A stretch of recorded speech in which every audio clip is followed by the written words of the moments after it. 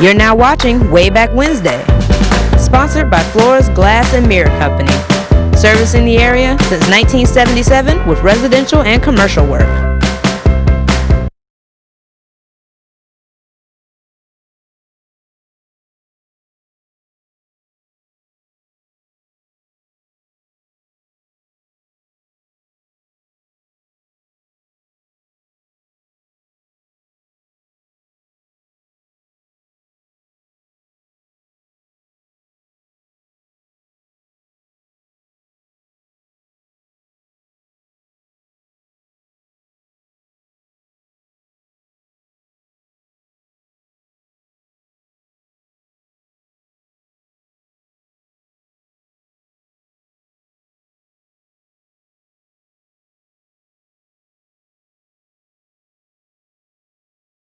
Good evening, friends, and welcome to another episode of Wayback Wednesday. I'm Randy Adcox. Thank you for joining us tonight.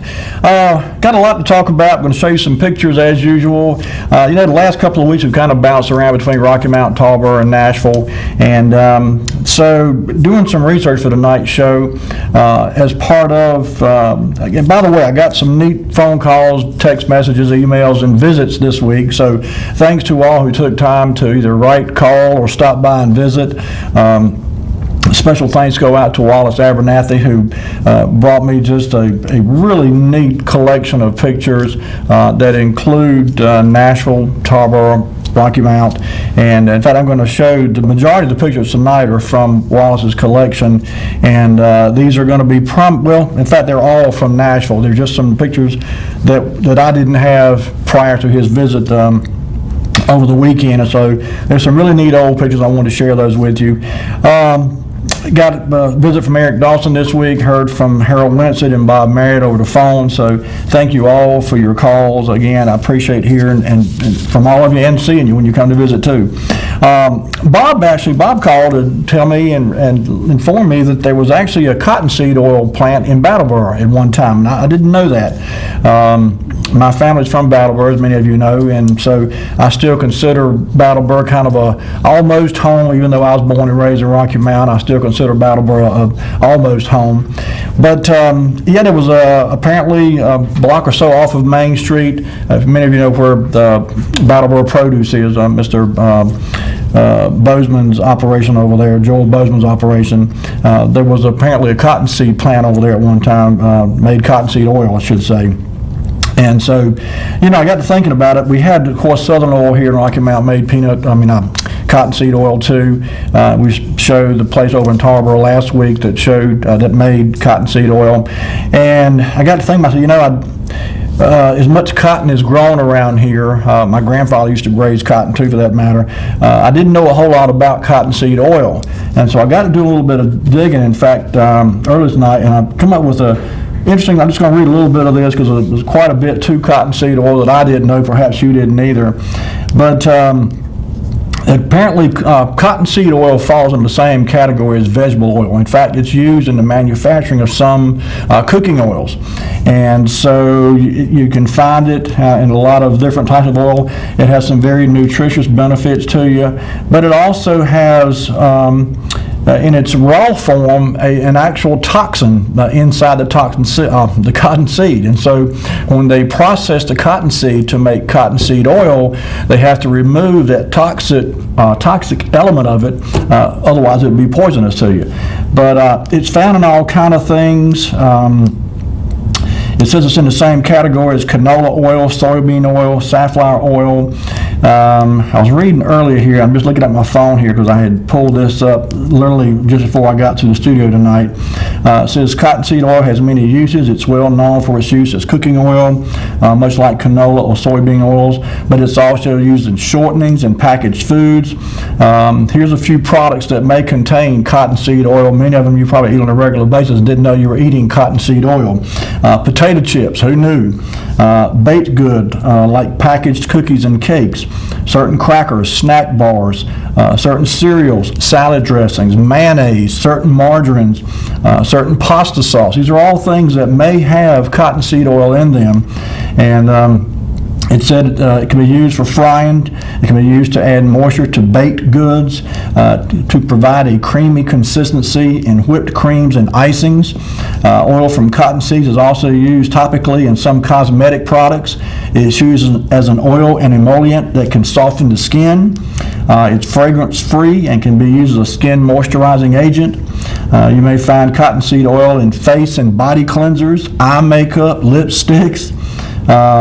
So again, cottonseed oil just has a myriad of uses, and I never knew that there was a cottonseed oil plant in Battle Bar. And so anyway, you learn something every day. Before we get into the pictures, last week we spent quite a bit of time, and the week before too, talking about Nashville and Tarboro too, and kind of comparing the history of the two.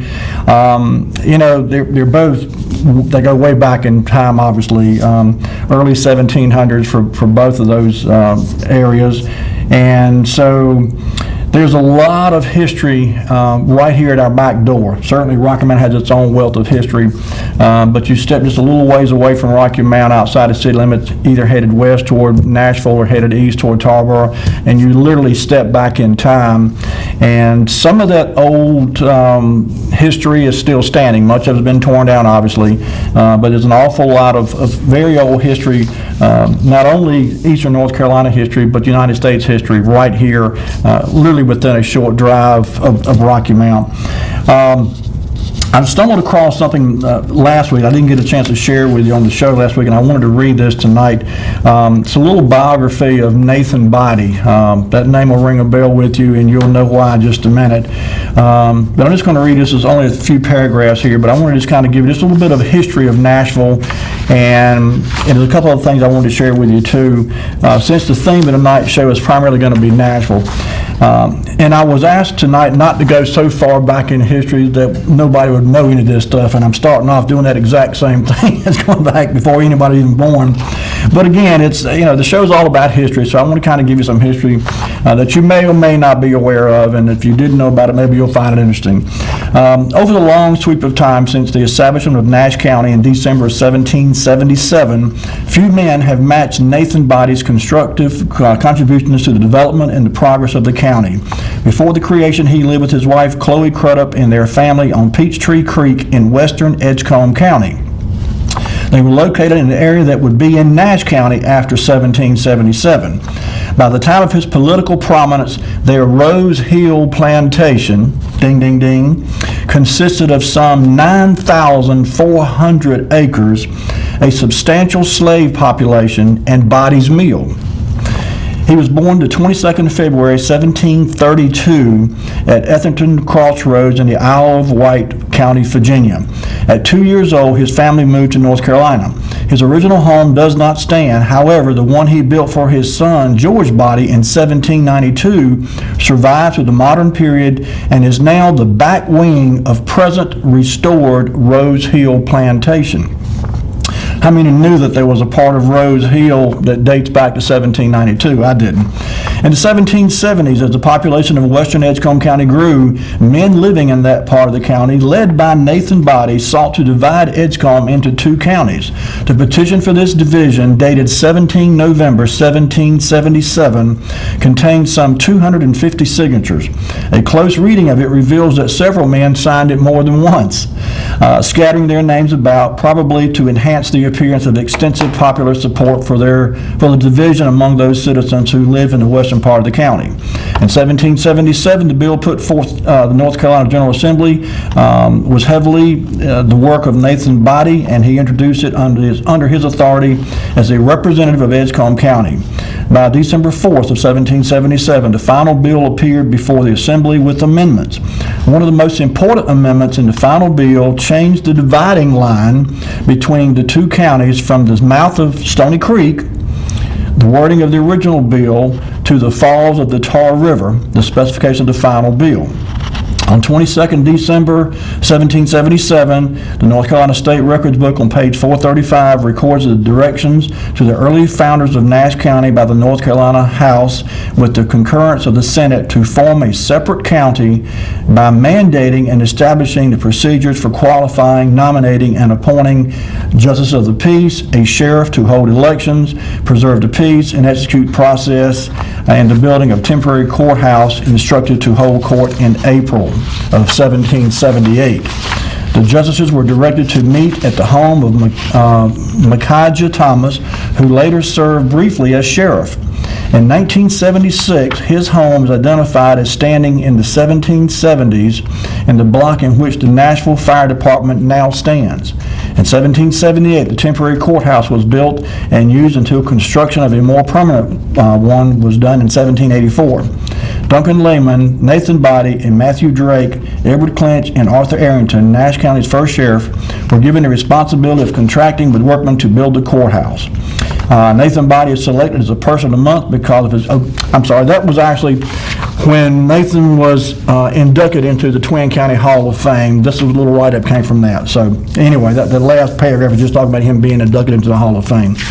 So again, a lot of history goes way back in this part of the state, and right here sandwiched between early history and Nashville and early history in Edgecombe, Tarboro is of course Rocky Mount.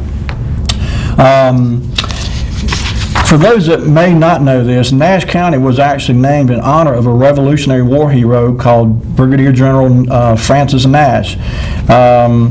And you know, there's a lot of information about General Nash on the internet too, if you're interested in learning more about him.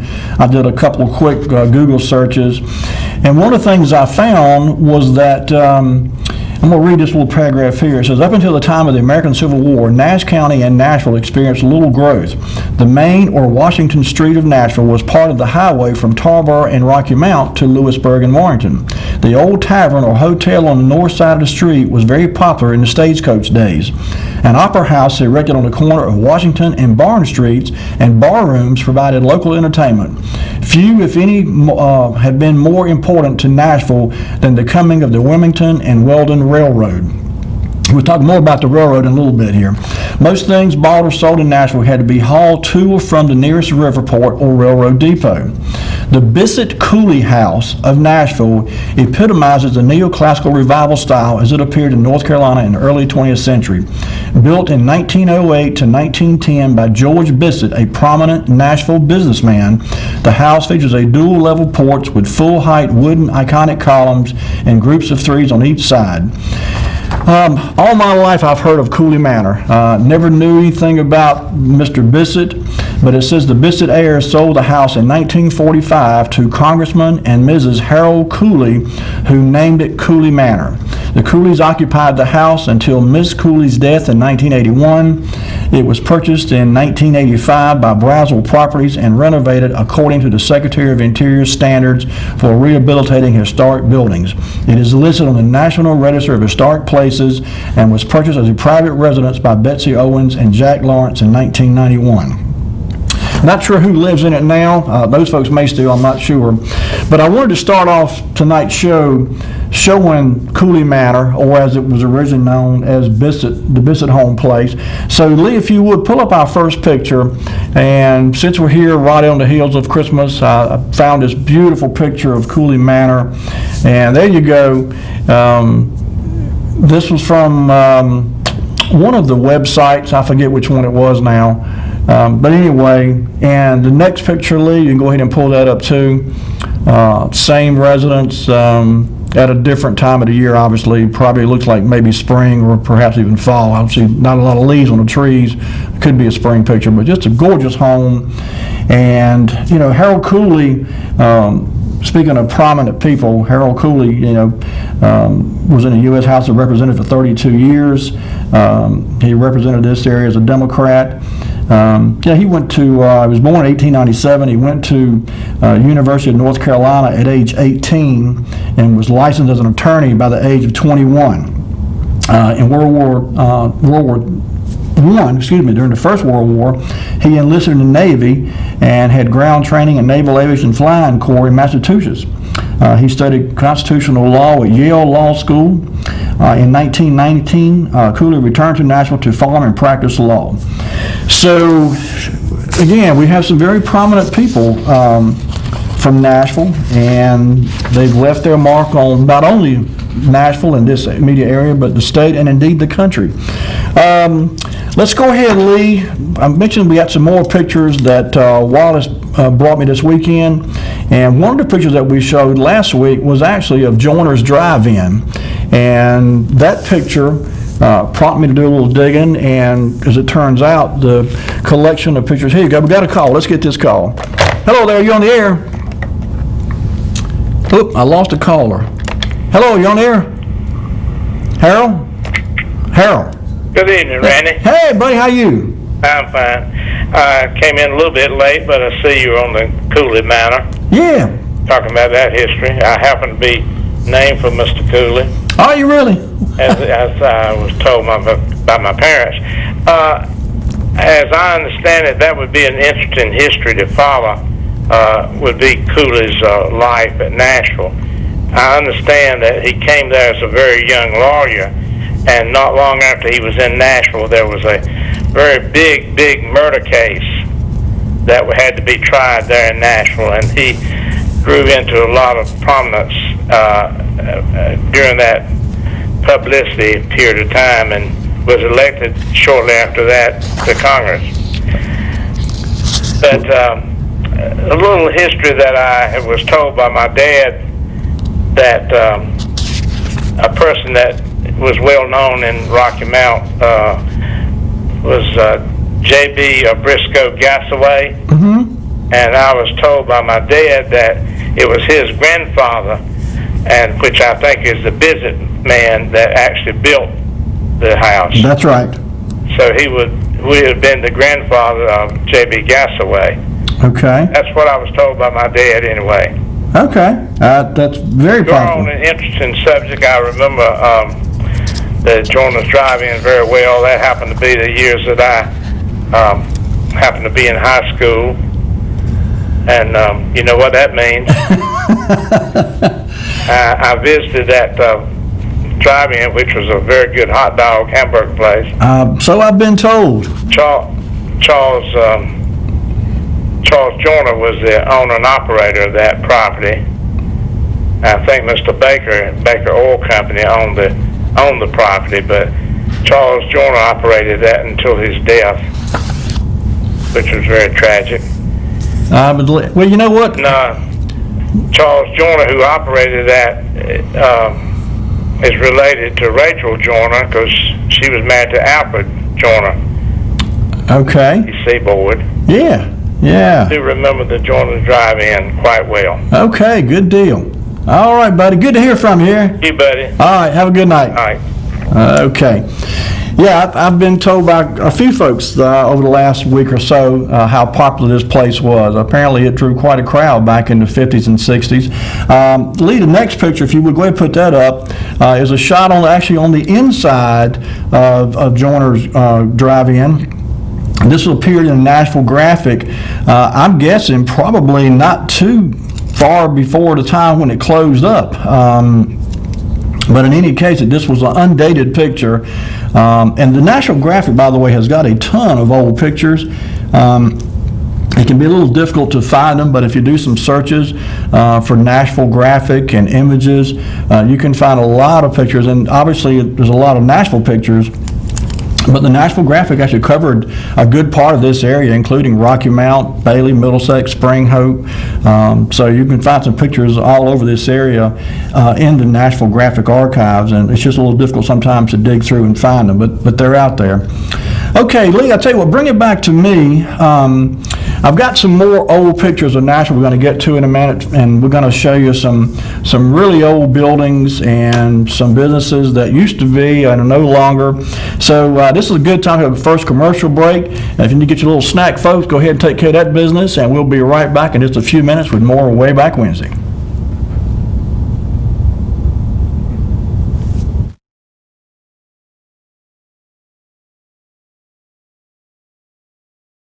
You're now watching Wayback Wednesday, sponsored by Flora's Glass and Mirror Company, servicing the area since 1977 with residential and commercial work.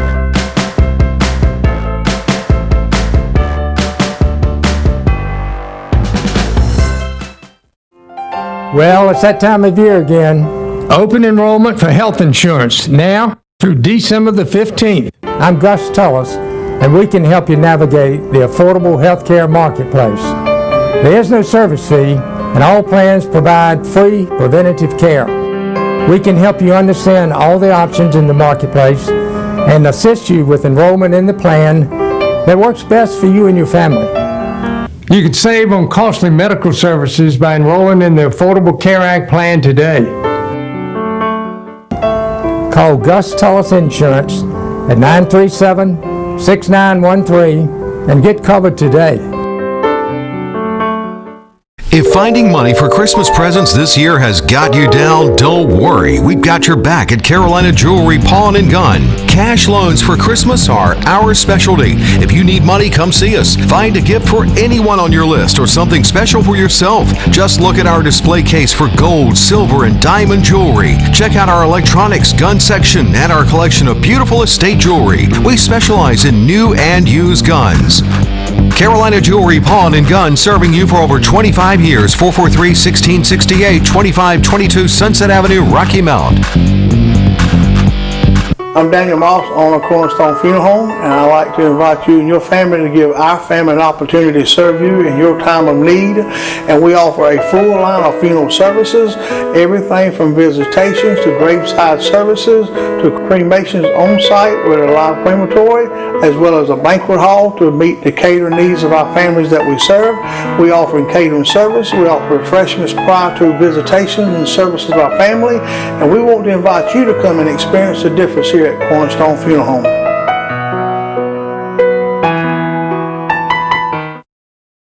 When faced with special care needs for elderly or disabled loved ones, families want compassionate, comforting care.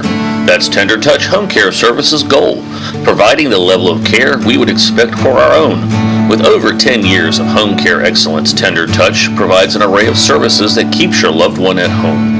From personal care, light housekeeping, errands, and meal preparation to our private duty care program, which combines all of our home care offerings in one package. Tender Touch Home Care Services, where your needs are our concern. We're in our 18th year of practice at the Hammer Chiropractic Center, and we've seen over 15,000 different people in the Rocky Mount area. 40% of headaches actually come from a neck problem.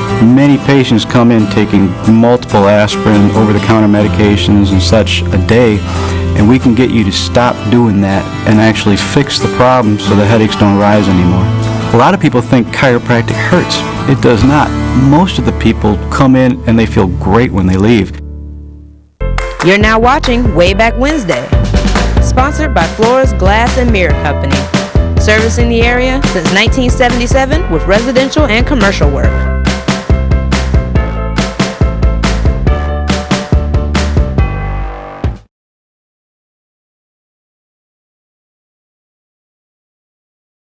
And we're back.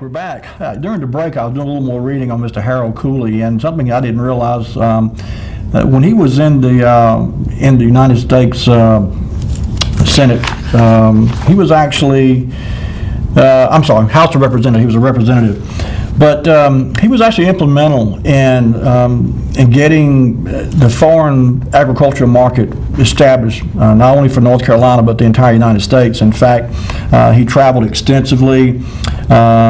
He was heavily involved in travels in Europe and Asia, and he was able to work out a lot of deals, particularly regarding the export of local cotton and soybean and tobacco. And so Harold Cooley actually helped put the North Carolina agriculture market on the world map. So certainly we owe a lot to him and his efforts to broaden the market for local farmers here in this part of the state. Okay, Lee, let's jump back in our pictures. This next one is a really old one that was in the collection that, well, in fact, just about everything left here. There's a couple out, there you go. This is actually the Bank of Nashville. This is an undated picture too, and I'm guessing this is very early 1900s maybe. And this picture here is one I had not seen before. I'm not sure where this bank was. I'm guessing Main Street, somewhere in the vicinity of the courthouse maybe. If anyone remembers seeing a building that looked like this, it had an archway over the front there. Maybe it could have been a corner building. It was like maybe two entrances there, archways that you go into it. But in any case, this was the Bank of Nashville. And again, this was an undated picture, so I don't know exactly when it was taken or when this bank ceased to be in existence. But it just looks to be, I would say early 1900s, could be later, but that's something that I had not seen or heard about before. All right, Lee, let's go ahead then to the next one. Something else I was not aware of was that there used to be a hotel in Nashville, and it was the Carolina Hotel. And I'm not sure where this was either. I'm guessing it maybe started as a boarding house possibly, and then eventually became a hotel. It could have been built as a hotel originally too, I guess, but it was called the Carolina Hotel.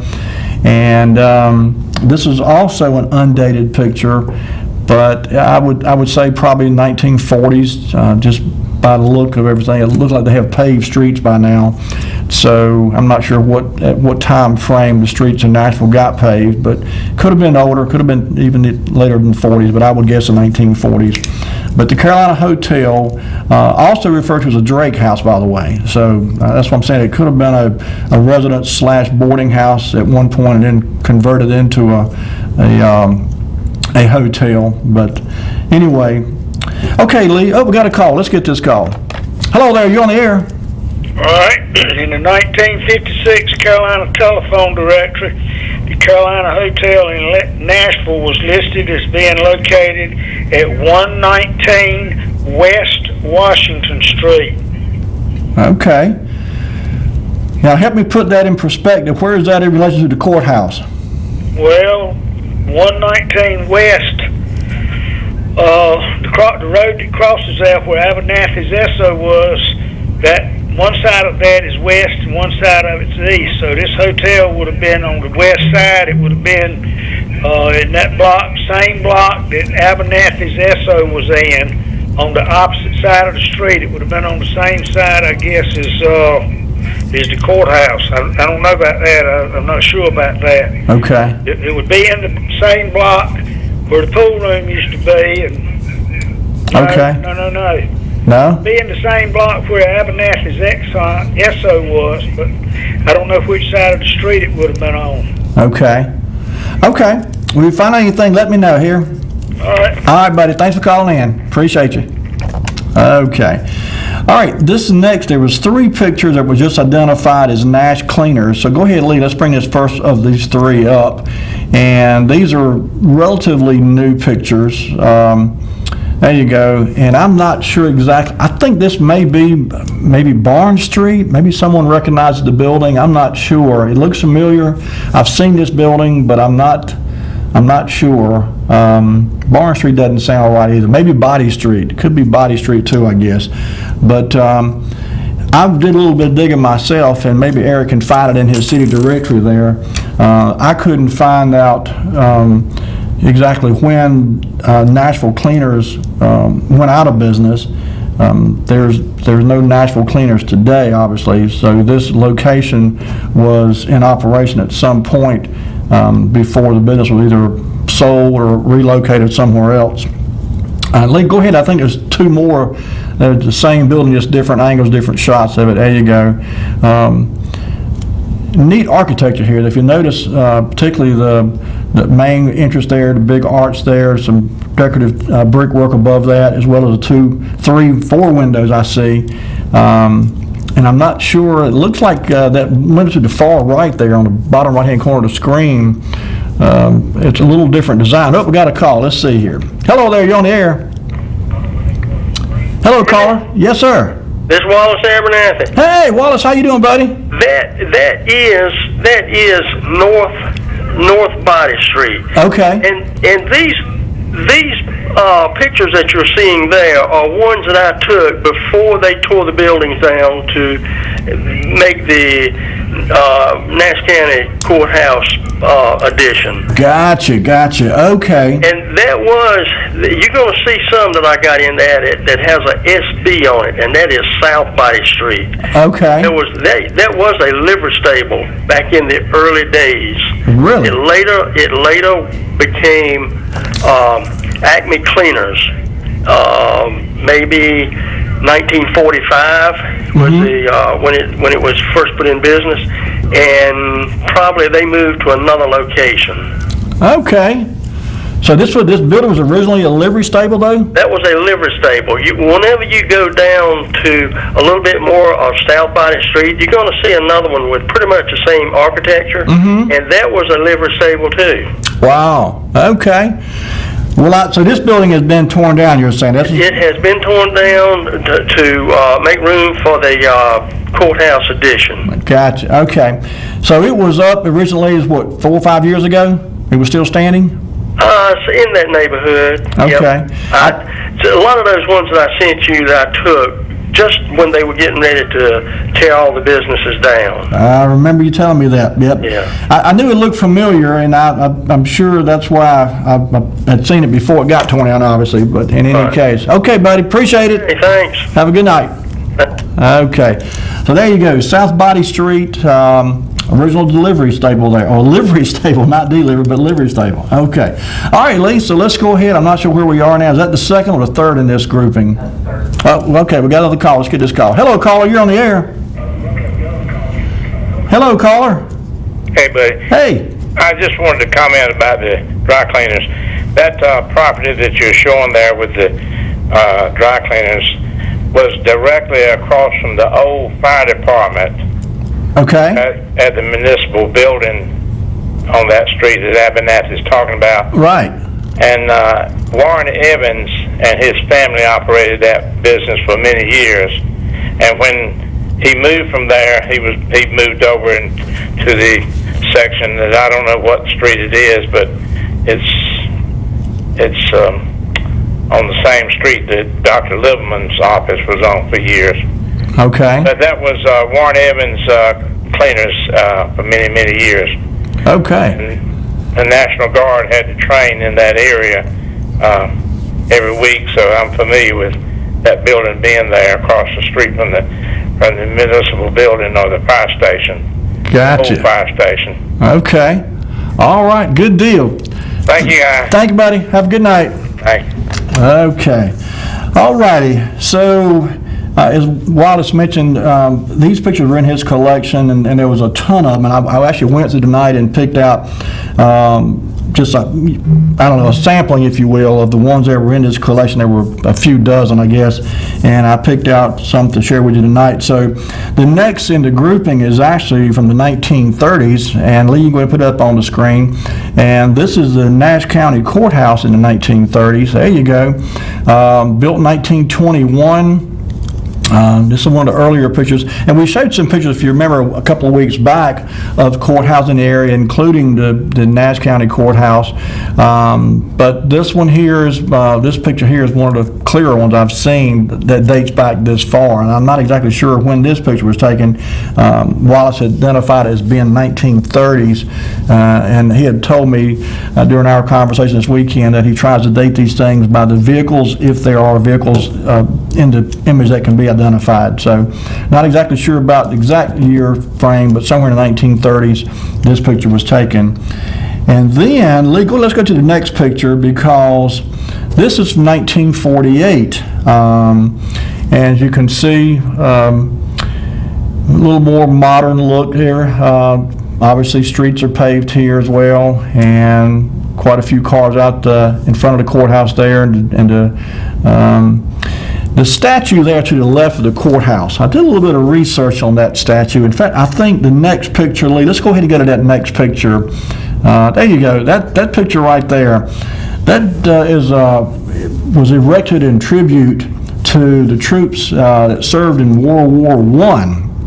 In fact, there's a nice little write-up on that plaque below that statue. It reads, 1917-1918, erected in grateful remembrance of Nash County boys as a loving tribute to the self-sacrificing spirit they displayed in their country's service in the World War for liberty, justice, and peace. And this was dedicated November the 17th of 1921.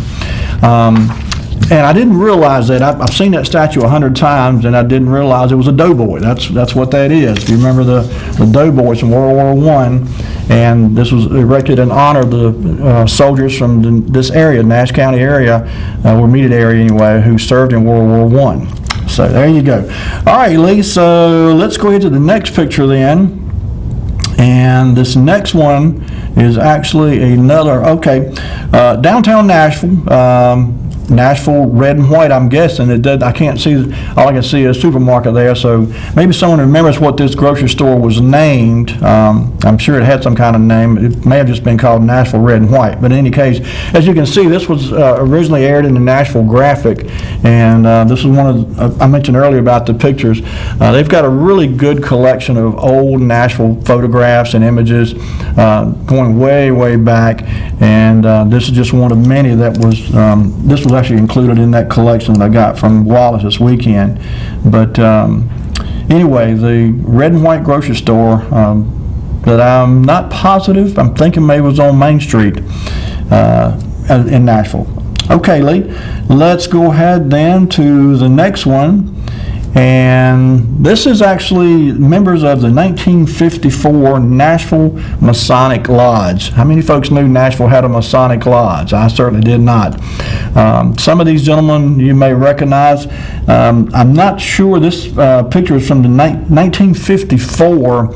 And as you can see, several of these folks were identified. Now, they're not identified in this particular picture here, but of the, looks to be, I don't know, roughly, see, 1, 2, 3, 4, 5, 6, 7, 8, 9, 10, I don't know, 40 or so individuals in this picture. Like a handful were identified, maybe 15 or 18 of them identified. But, and I'm not sure where the Masonic Lodge was. Maybe someone remembers or can share the information with us, but I never knew Nashville had a Masonic Lodge. But these gentlemen here, I would imagine if you go through and look at these names, they could all be identified. There's probably some very prominent people represented here in this image, and certainly some leaders of early Nashville, or at least Nashville in the 1950s, I'll put it that way. It doesn't sound right to say early Nashville when it was started in the 1700s. We're talking about. Okay, here we got a call. Let's see, maybe someone recognizes. Hello there, you're on the air. Randy, this Wallace again. Yes, sir. The Masonic Lodge in Nashville is one of the oldest buildings still standing. And it was built probably in 1845, 48, something like that. But it is a residential home now. Really? Yes, and the house right next door to it was on the property and right where the Coulee Manor is now. And George Bissett moved that house. Wow. Right where the Nashville Methodist Church office is, that is where the original Masonic Lodge was built. And when the residents started to populate that area with just homes, they moved all those houses, and that was one of them. Wow. So the house is still standing and is a residence today, as I understand? It is, okay. It is, and also the house next to it. I'll get a picture and send it to you sometime. That'd be great. I appreciate that. Don't worry. All right, buddy. The dates of it. Okay. Sounds great. Thanks again. Okay. Well, that's interesting. I didn't realize that. Not only is the house old and still standing, and a residence to boot. Okay. All right. I'll tell you what, Lee. Let's take another break. Bring it back to me, because our next segment of pictures, we're going to jump into some. If you remember from last week, we showed some pictures of the Fall Festival from Nashville, and there's a bunch of pictures. Wallace had a bunch. I've seen more on some of these old Nashville graphic websites I stumbled across, and there's some really neat pictures of downtown Nashville showing some of the old buildings. And A lot of them are gone, of course, but some are still standing. So when we come back from the break, I'll show you some pictures of the Nashville Harvest Festival from the early 1960s. Maybe some of you remember some of these. Don't go anywhere. We'll be right back with more Wayback Wednesday.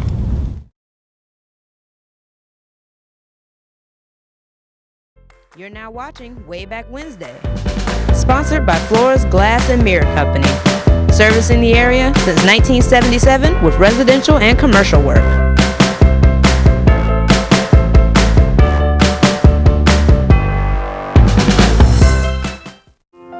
Well, it's that time of year again. Open enrollment for health insurance now through December the 15th. I'm Gus Tullis, and we can help you navigate the affordable health care marketplace. There is no service fee, and all plans provide free preventative care. We can help you understand all the options in the marketplace and assist you with enrollment in the plan that works best for you and your family. You can save on costly medical services by enrolling in the Affordable Care Act plan today. Call Gus Tullis Insurance at 937-6913 and get covered today. If finding money for Christmas presents this year has got you down, don't worry. We've got your back at Carolina Jewelry Pawn and Gun. Cash loans for Christmas are our specialty. If you need money, come see us. Find a gift for anyone on your list or something special for yourself. Just look at our display case for gold, silver, and diamond jewelry. Check out our electronics gun section and our collection of beautiful estate jewelry. We specialize in new and used guns. Carolina Jewelry Pawn and Gun, serving you for over 25 years. 443-1668, 2522 Sunset Avenue, Rocky Mount. I'm Daniel Moss, owner of Cornerstone Funeral Home, and I'd like to invite you and your family to give our family an opportunity to serve you in your time of need. And we offer a full line of funeral services, everything from visitations to graveside services to cremations on site with a live crematory, as well as a banquet hall to meet the catering needs of our families that we serve. We offer catering service. We offer refreshments prior to visitations and services of our family. And we want to invite you to come and experience the difference here at Cornerstone Funeral Home.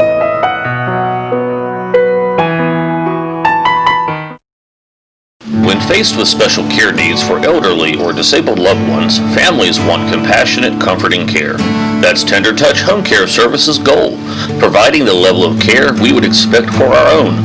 With over 10 years of home care excellence, Tender Touch provides an array of services that keeps your loved one at home. From personal care, light housekeeping, errands, and meal preparation to our private duty care program, which combines all of our home care offerings in one package. Tender Touch Home Care Services, where your needs are our concern. We're in our 18th year of practice at the Hammer Chiropractic Center, and we've seen over 15,000 different people in the Rocky Mount area. 40% of headaches actually come from a neck problem. Many patients come in taking multiple aspirin, over-the-counter medications and such a day, and we can get you to stop doing that and actually fix the problem so the headaches don't rise anymore. A lot of people think chiropractic hurts. It does not. Most of the people come in and they feel great when they leave. You're now watching Wayback Wednesday, sponsored by Flora's Glass and Mirror Company, servicing the area since 1977 with residential and commercial work.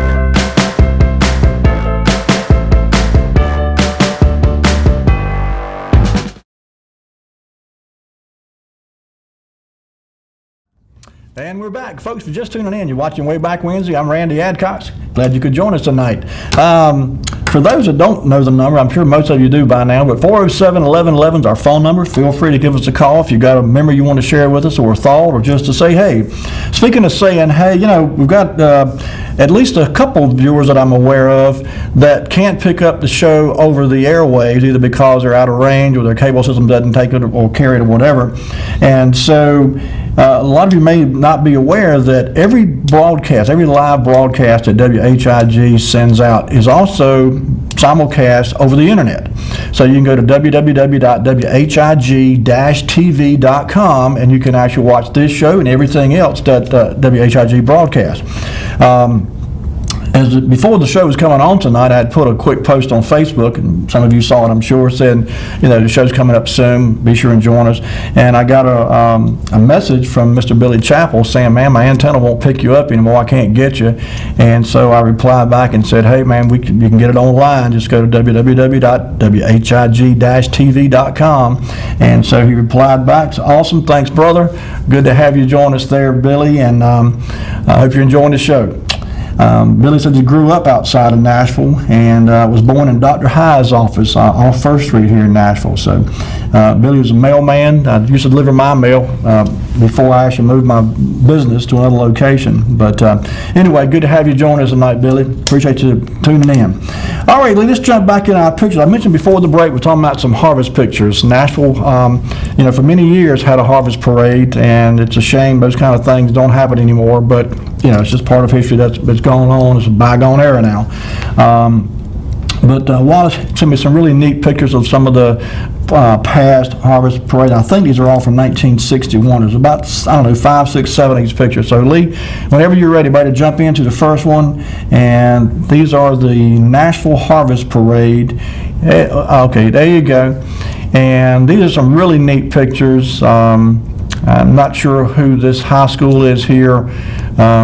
Could be any number of high schools from the area. I'm sure they brought in marching bands and groups from various high schools over the years. But in any case, this is actually, and I'm not exactly sure, Lee, can you zoom in on, does that say Wheeler Chevrolet? I can't see from my angle. I'm not exactly sure. I know someone will probably remember. A week or so ago, someone called in, and a couple of callers, in fact, called in and mentioned Rayleigh Chevrolet. And I'm not sure if this was the same location or not. But in any case, this part of the parade, anyway, was directly in front of the Chevrolet dealership at this juncture of the parade. So it's okay if you can't zoom in, Lee. Let's go ahead and go to the next one. I'm not sure how much zoom there will be in some of these pictures. There you go. Big crowd here. Notice on the right-hand side, there's your picture there, that black marquee, that's Nash Theater. So with the courthouse building, your left-hand side, we're looking east here down Main Street. Crowd of folks. I'm not exactly sure what the event was, but I have a suspicion. In 1961, President Harry Truman, we got a call. Let's get this call. Hello there, you're on the air. All right, that Chevrolet place was located at 216 West Washington Street in 56. Okay. Right. Was that the same location that the Rayleigh Chevrolet was, or do you know? Probably so. That's what the phone book says its address was in 56. Okay. All right, good deal. Okay, buddy, thank you. All right. Bye-bye. Okay. In October of 1960, I think it was, President Harry Truman visited the Harvest Parade here in Nashville. And Lee, go ahead to the next picture if you would. There's several in this grouping, and I'm thinking this crowd here may have been gathering, either waiting to see the president, or perhaps he may have been speaking. This picture here looks to be part of a farm expo. You can see there's Nash Supermarket there on the right-hand side of your screen. There's a Vicks. I'm not sure exactly which part of the street this is, but I'm sure it's Main Street, Nashville. Okay, let's go to the next one then. And there you go. Some more. There you can see the Nash Theater again on your right-hand side. Well, the left-hand side of the picture. It'll be the right-hand side of the street. But in any case, that's that same theater we saw last week, and there was had a couple calls about that too. And that building is still standing, I believe. I think I'm correct there. I think that the old Nashville Theater building is still standing. Okay, Lee, let's go to the next picture then. And okay, and there's another shot. There's a Western Auto there in your background, and I see a Phillips 66 gas station, and old tractor there pulling the float. Okay, all right, Lee, let's go ahead to the next one then. There you go. This one was, I think this was an earlier parade here because some of these were different years. The one with President Truman visited was actually in 1960 or 61. I'm not sure exactly. But in any case, this was prior to that because this is October 25th, and the one that President Truman visited was October 15th. I did run across some like a little press release. Okay. All right. There you go. Okay, Lee, let's go ahead to the next one then. And there you go. Now, this one was from October 15, 1960. President Truman visited the parade. As you can see, he's riding in the limo here. And, you know, I've got another, I think might be, go ahead, these are the next picture. I think there's another picture of him. There you go. That's where he gave his speech that day. And so anyway, this was, again, October 15th of 1960. President Truman came to Nashville and visited the Harvest Parade, and that was a big deal. You know, 1960, to have a President of the United States come to little old Nashville and give a speech to something obviously as rural as the Nashville Harvest Parade. That was a big deal back then, for sure. Okay, Lee, let's go ahead then. This next picture is a really, really old one that was in this collection that, there you go. Oh, we got a call. Let's get this call. Hello, caller, you're on the air. Yes, behind Truman there, you can see Johnson's little campaign poster in the background. Yep, I sure do. Kennedy were running. Did you by chance make it to the parade that year? Excuse me? Did you make it to the parade that year? I'm sure I was there. All right, buddy. Looking Sam. Thank you very much. All right, thank you. Okay. Yeah, I'd forgotten, Lee. Go to that next picture you were just showing there with the there you go. You know, Channel 5 News back in 2016 did a really nice one of Scott Mason visits where his music playing in the background, and I watched, it's about a 3-minute little video, and I watched a little bit of it tonight for tonight's show, and I actually screen captured this. WRL had this. This is actually in the steps of the courthouse. But it says footprints of Harry S. Truman, President of the United States, 1940 to 1953. I can't read that. That's not 1940, I don't think. Anyway, apparently, and I just, like I said, I screenshotted this, but apparently his footprints are there just beneath this at the steps of the courthouse, kind of memorializing the fact that the president was here. Okay, Lee, go ahead to the next one then. And this next picture is the one that I was talking about being a really old picture. Here we go. This is from 1905, and you can see obviously very little in downtown or Main Street, Nashville in 1905. Still dirt roads, obviously. And this is looking east, it says here, on the Main Street of Nash.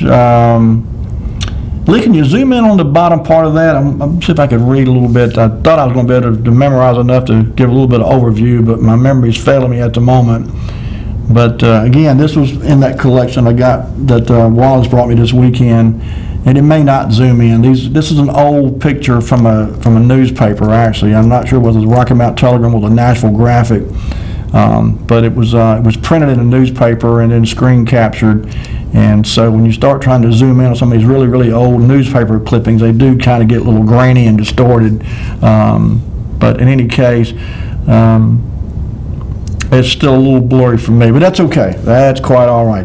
I'll tell you what, listen, let's go into this next series of pictures I thought was really interesting because there was obviously railroad between Rocky Mount, Nashville, Spring Hope, and there was passenger service between all these cities, at least up until it became no longer practical to run a train for passenger service between these communities.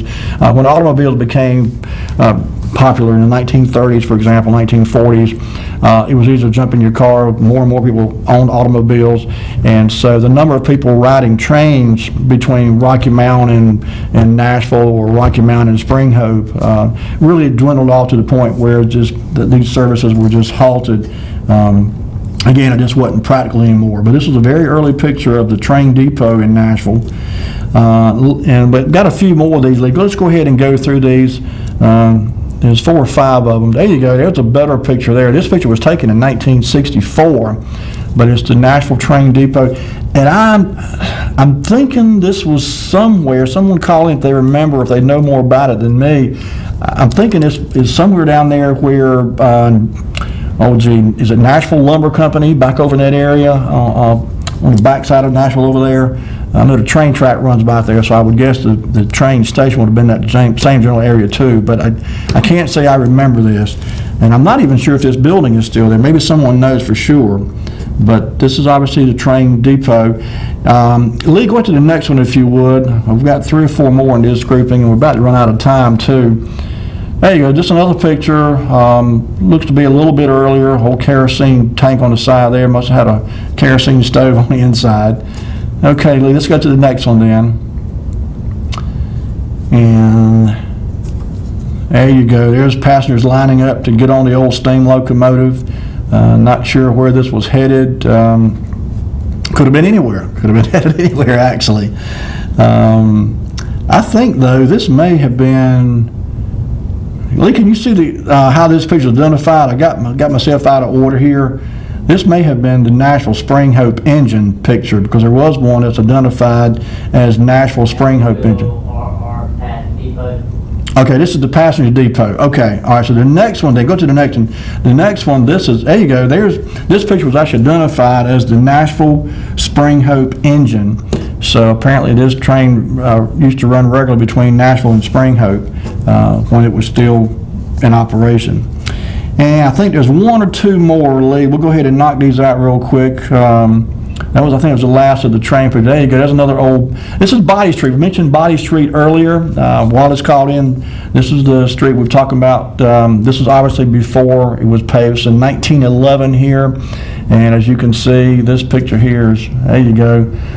This picture postcard shows Boddy Street, August of 1911, when it's still a dirt street. The view shows the Boddy Bachelor home on the right and the H.T. Scott home on the left. The card was mailed August the 10th of 1911. Old picture there. All right, Lee, I think we got 3 more. We'll go ahead and blow through these right quick. There you go, Nashville Police Department, 1974. I don't personally know any of these gentlemen, but as you can see, Chief M.L. Cooper was a Nashville Police Chief in 1974, and a bit of a small force there, but dedicated personnel, I'm sure. I think we got 2 more. Let's go ahead and there you go. There's the Nashville Graphic Office there, and then the last one is an aerial view of Nashville from 1951. All right, Lee, bring it back to me. Folks, that's going to do it for us tonight. We run slam out of time, and that was our last picture anyway, so that worked out pretty good. I want to thank again all those who call and write and stop by and visit me. It's always good to hear from you and good to see you in person. You hear me say this every week, but this show is all about you, the viewer, and it's your input and your contribution that makes it enjoyable for me. So I thank you from the bottom of my heart for being a part of this show. Thanks for watching too, by the way, and spread the word. If you know someone that wants to see the show and they can't pick it up over the air, if they've got internet access, www.whig-tv.com, and they can click on the link that says watch live, and they can watch this show and everything else that's broadcast by WHIG-TV. Folks, that's going to do it for us tonight. Have yourselves a great week. Take care of yourselves and be kind to each other, folks. We'll see you next week with more Wayback Wednesday. Good night.